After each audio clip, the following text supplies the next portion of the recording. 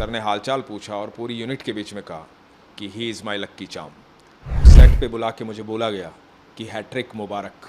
वहाँ मुझे पता लगा था कि ये किरदार मैं कर रहा हूँ। वहाँ बंसाली सर हैं और उनसे बड़ा तो कौन ही होगा। अब कुम्हार के पास बर्तन बन के जाओगे तो आप तोड़ दिए जाओगे, लेकिन आप मिट्टी बन के जाओगे तो आपका निर्माण होगा, बना दिए जाओगे। तो मैं मिट्टी बन के गया था, इसलिए आकार मिल गया। कैसे अप्रोच किया बंसाली साहब ने? मैंने इससे पहले उनके साथ पद्मावत की थी, गंगूबाई की थी, और ये एक अचानक से फ़ोन आया था मुझे।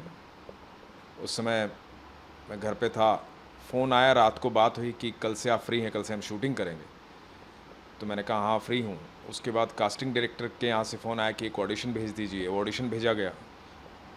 थोड़ी देर बाद रिपोर्ट आई कि वो ऑडिशन रिजेक्ट हो गया है और ये किरदार मैं नहीं कर रहा हूँ। तो मुझे ऐसा नहीं था कि किरदार कितना बड़ा है, कैसा है, क्या है, क्योंकि उससे पहले मैंने गंगूबाई और पद्मावत में सिर्फ एक एक सीन ही किया। तो अफ़सोस ये था कि सर के पास मेरा ऑडिशन गया और वो रिजेक्ट हो गया। तो सुबह मैं एक्चुअली पूरी रात अफ़सोस में चली गई थी, मैं बहुत दुखी था उस बात के लिए। तो सुबह मैं बैठा था मंदिर में मेरे घर के, भगवान कृष्ण से मैं कह रहा था कि दुनिया में इतने चमत्कार हो रहे हैं, मेरी ज़िंदगी में कोई चमत्कार क्यों नहीं हो रहा है, क्योंकि 27 साल बीत गए हैं एक्टिंग करते करते। 1996 से 2023 आ गया है।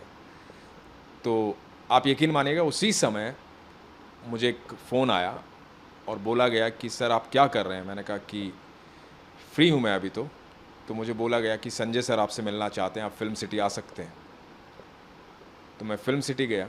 जब मैं फिल्म सिटी पहुंचा तो सर से मिला और सर ने हालचाल पूछा और पूरी यूनिट के बीच में कहा कि he is my lucky charm. वो मेरे लिए बहुत बड़ा कॉम्प्लीमेंट था। मुझे बोला गया कि 5 मिनट में आप मार्क पे आइए। एक स्क्रिप्ट दी गई जिसकी करीबन 15 लाइनें थी, मोनोलॉग था, और उसके लिए 5 मिनट का समय मुझे मिला था। मुझे नहीं पता था किरदार के बारे में, किरदार क्या है, कैसा है। बस सर ने ये बोला था कि ये किरदार शेर है, जब ये बोलता है तो सब सुनते हैं। तो उसके बाद मैं मार्क पे गया। मुझे लगा था ऑडिशन है, शूट हुआ, और उसका वो सर को बहुत अच्छा लगा जो बोला गया, जो परफॉर्म किया गया। उसके बाद मैंने इंतज़ार किया करीबन 2 घंटे, ढाई घंटे। मुझे लगा कि ऑडिशन क्लियर होगा, अभी पता लगेगा। तो फिर मुझे बुलाया गया सेट पे, क्योंकि ब्रेक हो गया था, और सेट पे बुला के मुझे बोला गया कि हैट्रिक मुबारक। वहाँ मुझे पता लगा था कि ये किरदार मैं कर रहा हूँ। तो आपने संजय जी के साथ पहले भी काम किया हुआ, पद्मावत में और गंगूबाई में।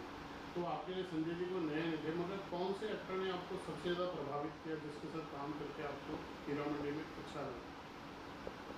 मुझे सबके साथ अच्छा लगा। ज़्यादातर सीन मेरे अदिति के साथ हैं और ताहा के साथ हैं। ताहा बहुत मेहनती एक्टर हैं, अपनी तरफ से 100% अपना देते हैं, और अदिति तो पहले से ही इतनी बड़ी स्टार हैं, वो इतना अच्छा काम करती हैं। तो मुझे सबके साथ अच्छा लगा। एक्चुअली वहाँ पर काम करते वक्त कभी ऐसा लगता ही नहीं कि कौन बड़ा है और कौन छोटा है। हम सिर्फ काम की तरफ तवज्जो देते हैं, क्योंकि वहाँ बंसाली सर हैं और उनसे बड़ा तो कौन ही होगा। तो संजय जी के बारे में कहा जाता है बहुत हार्ड टास्क मास्टर है, आपका कैसा अनुभव है उनके साथ ओवरऑल? मेरा बहुत अच्छा अनुभव रहा। शुरू से पद्मावत के टाइम से मैं 3 बार काम किया और इस बार बहुत लंबा काम किया। तो हमेशा लोग बोलते हैं ऐसा, पर मुझे लगता है, ऐसा मेरा मानना है कि आप कुम्हार के पास बर्तन बन के जाओगे तो आप तोड़ दिए जाओगे, लेकिन आप मिट्टी बन के जाओगे तो आपका निर्माण होगा, बना दिए जाओगे। तो मैं मिट्टी बन के गया था, इसलिए आकार मिल गया। कैसा रिस्पांस मिल रहा है ओवरऑल आपको? कोई फोन आ रहे हैं फ्रेंड्स के, दोस्तों के, क्या बोला जा रहा है आपके रोल के बारे में?